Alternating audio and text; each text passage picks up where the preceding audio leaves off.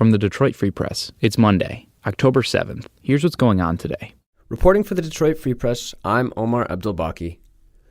A river of fire may sound like ancient legend, but 50 years ago, on October 9, 1969, it became reality in Detroit.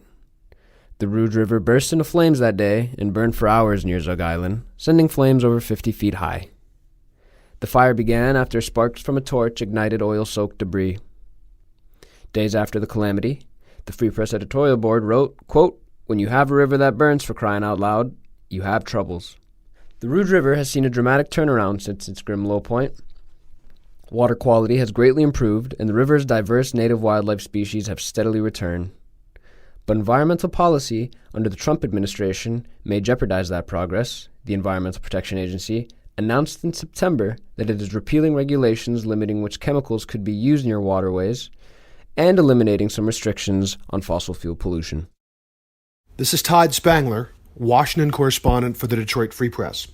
On Tuesday, the U.S. Supreme Court will hear a Michigan case asking whether federal law protects transgender people from discrimination. Amy Stevens, who was born Anthony, brought the case after she was fired in 2013 by a funeral home in Garden City. She had told the owner she was going to start dressing as a woman at work. Federal law doesn't spell out protections for transgender individuals, but courts have ruled that taking action against someone because of their gender is illegal. The funeral home, however, says that it didn't fire Stevens because of her sex, but because she wouldn't follow the dress code, and dress codes are generally legal under the law. The court has scheduled an hour's worth of arguments on the case Tuesday afternoon.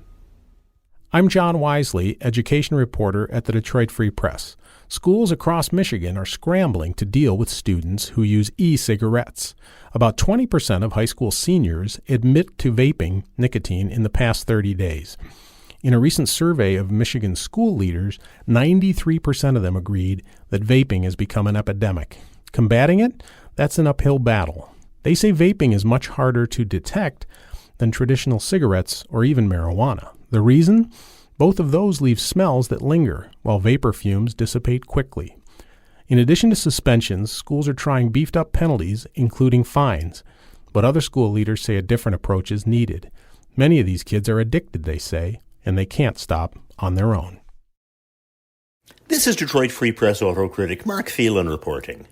Why don't luxury cars have names? Lincoln asked itself that question a few years ago and couldn't get a good answer. That's why Ford's luxury brand ditched confusing names like MKS, MKX, and MKT in favor of words like Continental, Aviator, and Corsair.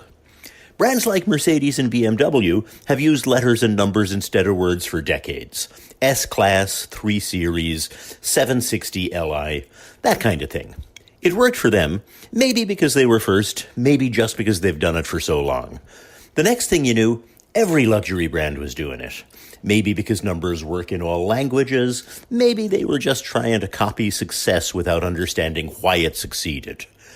Either way, Lincoln is bucking the trend. The brand believes it's easier for people to relate to names than a string of letters and numbers. The new Corsair small SUV is the latest, and there are more coming. I'm Kirkland Crawford with the Free Press Sports Department.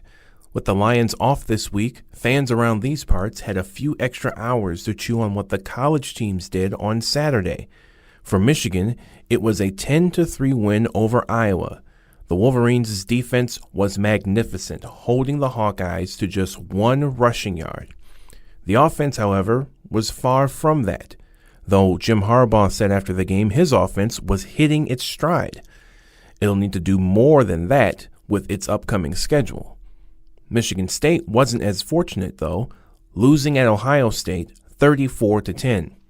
The Spartans stayed close early, but were eventually no match for the Buckeyes, one of the top teams in the country. Michigan visits Illinois this Saturday, while the Spartans will be at Wisconsin.